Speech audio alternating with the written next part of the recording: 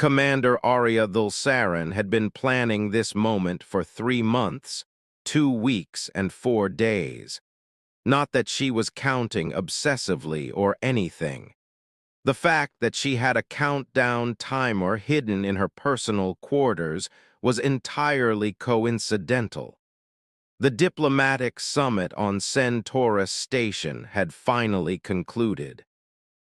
47 days of negotiations between the Zelathi Confederation and the Human Coalition, endless formal dinners, carefully orchestrated social events, and precisely zero opportunities for privacy. Arya had smiled through it all, playing her role as junior diplomatic attaché with practiced grace, while internally screaming at the universe for its terrible timing. Because somewhere in the middle of all that formal pageantry, she'd fallen completely, irrevocably in love with Lieutenant James Harrison, the human military liaison assigned to their delegation.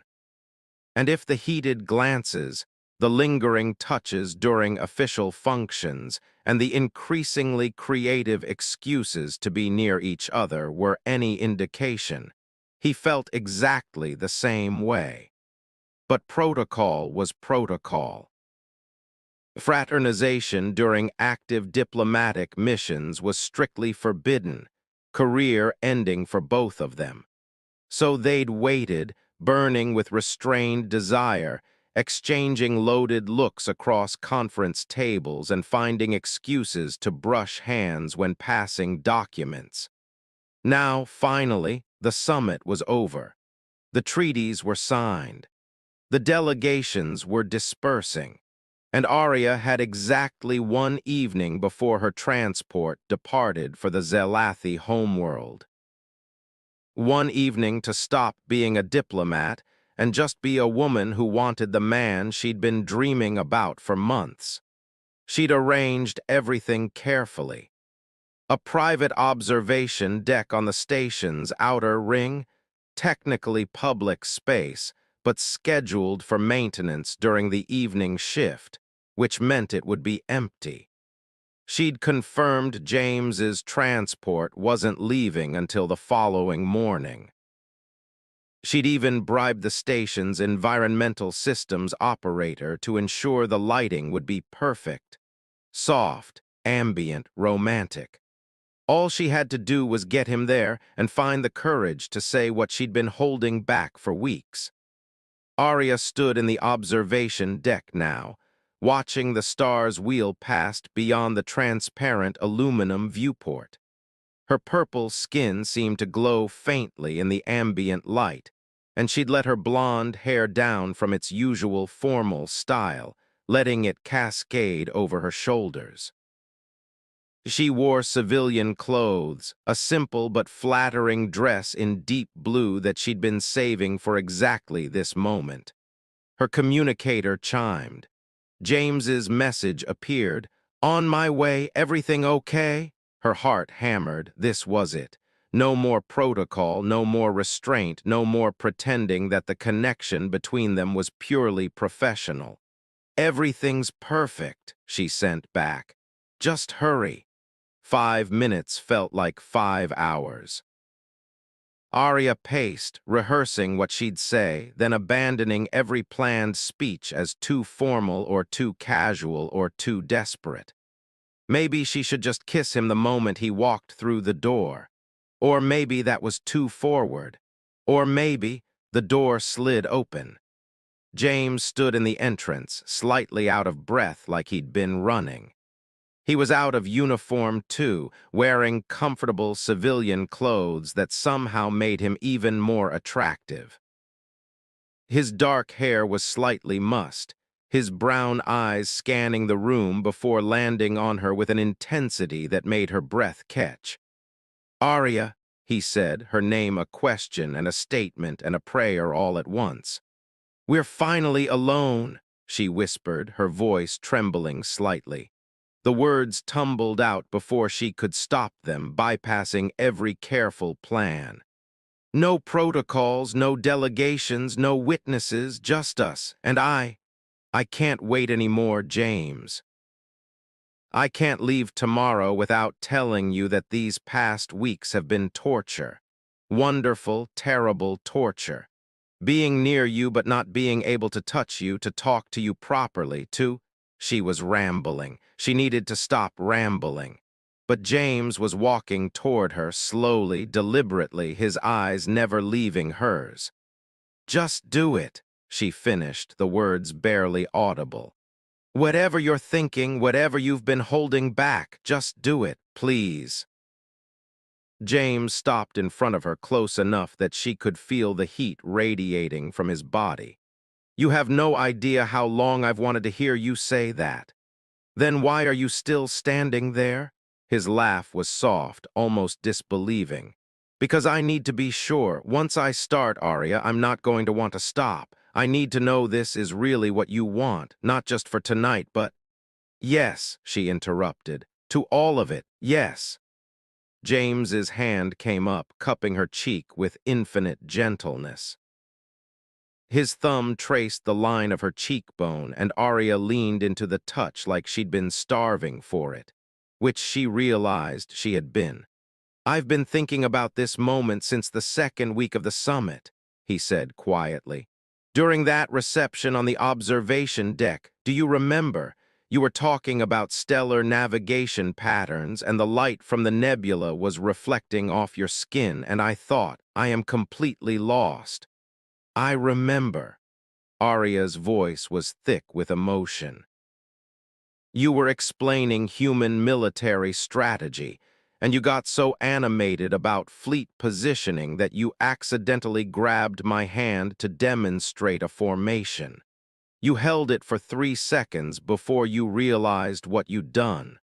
3 seconds that ruined me for anyone else. His other hand found her waist, drawing her closer. Every day after that was an exercise in restraint. Sitting across from you in meetings, watching you be brilliant and diplomatic and absolutely captivating, knowing I couldn't say or do anything about what I was feeling. So do something about it now, Arya breathed. James kissed her. It wasn't gentle or tentative. It was 3 months of pent-up longing released in a single, searing moment. Arya melted against him, her arms wrapping around his neck, her fingers threading through his hair. He tasted like coffee and determination and everything she'd been craving. When they finally broke apart, both breathing hard, James rested his forehead against hers. I need to tell you something, he said. If it's anything other than I'm madly in love with you, I might cry, Arya replied. I'm madly in love with you, he said immediately. Have been for weeks, it's been driving me insane. Good. She kissed him again, shorter this time, savoring it. Because I'm madly in love with you too. And I've been trying to figure out how to make this work when I'm being reassigned to the homeworld and you're stationed at the Mars defense grid. James pulled back slightly, his expression turning serious. About that, I need to tell you what I did. Arya's stomach tightened. What did you do? I requested a transfer. He said it quickly, like ripping off a bandage. To the Coalition Embassy on the Zelathi homeworld as a permanent military attaché. Arya stared at him. You? What? When? I submitted the request 3 weeks ago as soon as I knew you were being reassigned. It was approved yesterday. James's hands tightened on her waist. I know it's presumptuous. I know we haven't even talked about what this is or what we want. But I couldn't let you leave without at least trying to be in the same star system. I can decline the transfer if you... Don't you dare. Arya grabbed his face, making him look at her. Don't you dare decline that transfer. James, do you have any idea what I've been going through? I've spent weeks trying to figure out how to handle a long-distance relationship across 3 star systems. I've been researching human Zelathi cultural integration protocols. I've even been looking into what it takes to request civilian leave for cross-species relationships. You have. His smile was starting to break through the nervous tension. I've been planning our future while pretending to take notes during economic policy discussions, Arya admitted. Ambassador Kelthas probably thinks I'm incredibly diligent because I was filling entire notebooks. Really, I was calculating travel times between Mars and the homeworld and writing your name with hearts around it like a teenager. James laughed, the sound rich and warm. I want to see those notebooks. Absolutely not. They're mortifying. She kissed him again, unable to resist. But you really requested a transfer. For me. For us, he corrected. I don't know exactly what this is yet, Arya, but I know I want to find out. I know that whatever we're building together is worth changing my career trajectory, worth learning a new culture, adapting to a different world, figuring out how to navigate an interspecies relationship. It won't be easy, Arya warned. There will be cultural complications. My family is very traditional. Some of them won't approve of a human partner, and human-Zelathi relationships are still relatively rare. We'll face questions, judgment, probably some discrimination. I know. James's expression was steady, determined. But you're worth it. This is worth it. Arya felt tears pricking at her eyes. How are you real? How did I get this lucky? I ask myself the same thing every time you walk into a room. He kissed her forehead, her cheeks, the tip of her nose. You're brilliant, Arya. Absolutely brilliant. The way your mind works, the way you navigate complex political situations, the way you care about people even when you're supposed to just care about policy. You're extraordinary. Stop, you're going to make me cry. But she was already crying, happy tears streaming down her purple cheeks. Good tears? James asked, wiping them away gently. The best tears, she laughed through them. I can't believe we wasted 3 months being professional when we could have been doing this. We didn't waste them, we were building something. He guided her toward the viewport, keeping her wrapped in his arms. Every conversation, every stolen glance, every moment of restraint, it all matters, it all brought us here. They stood together, looking out at the stars, and Arya felt something settle in her chest. Peace, certainty, the bone-deep knowledge that this was right. Tell me about your family, James said after a comfortable silence. What do I need to know before I meet them? You want to meet them? Arya turned in his arms to face him. Of course, if we're doing this, really doing this, then I want to do it properly. I want to understand your culture, meet the people who matter to you, learn everything I can about building a life that works for both of us. Arya's heart swelled. My mother will love you. She's always been open-minded about other species. My father will be more reserved, but he respects dedication and honor, which you clearly have. My younger sister will probably interrogate you mercilessly and then decide you're perfect. And your traditional relatives, they'll come around, eventually, especially when they see how happy you make me. She traced patterns on his chest. What about your family? My parents will adore you. My mother's an anthropologist. She's fascinated by Zelathi culture. My father's a teacher. He believes love transcends everything else.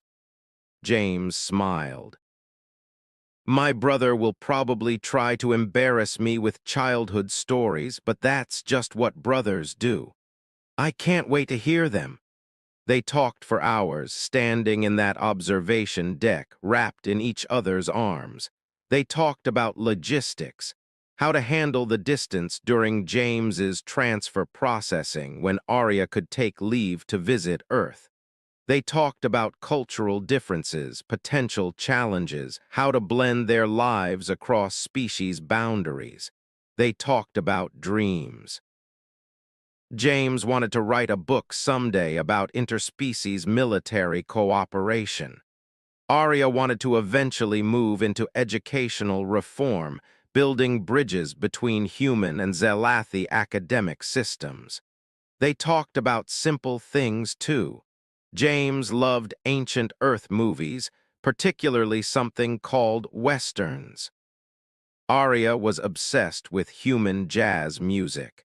They both enjoyed hiking, though Zelathi mountains were apparently much more challenging than Earth's.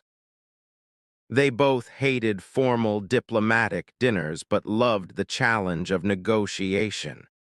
As the station's night cycle deepened and the stars wheeled past, Arya realized she'd never felt more content. This was what she'd been missing, not just physical intimacy, but genuine connection. Someone who saw her completely and loved what they saw. "We should probably leave eventually," James said, though he made no move to let her go.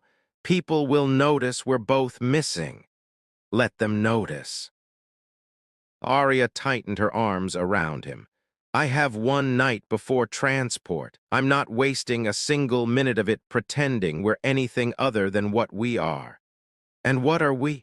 "Completely, hopelessly, wonderfully in love." She kissed him, slow and deep and full of promise. "Also probably about to cause a minor diplomatic incident when rumors start circulating about the Zelathi attaché and the human liaison." James laughed against her lips. "Worth it. Absolutely worth it." They stayed until the station's morning cycle began, talking and kissing and planning a future that suddenly seemed bright with possibility.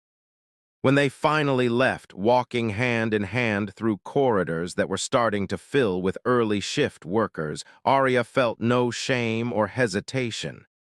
This was real, this mattered, and she was done hiding it.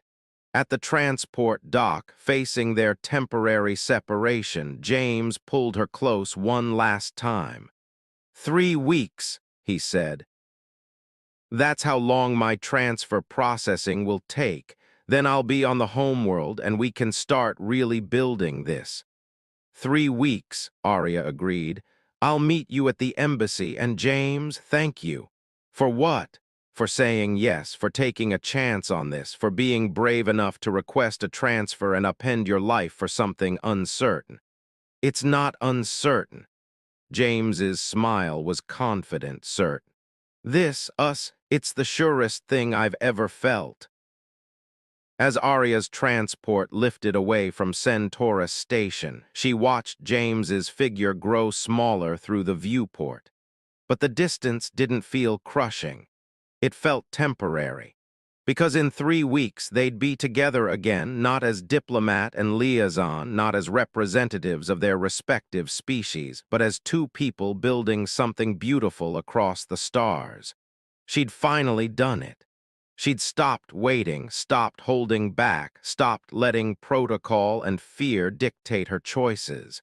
And he'd said yes.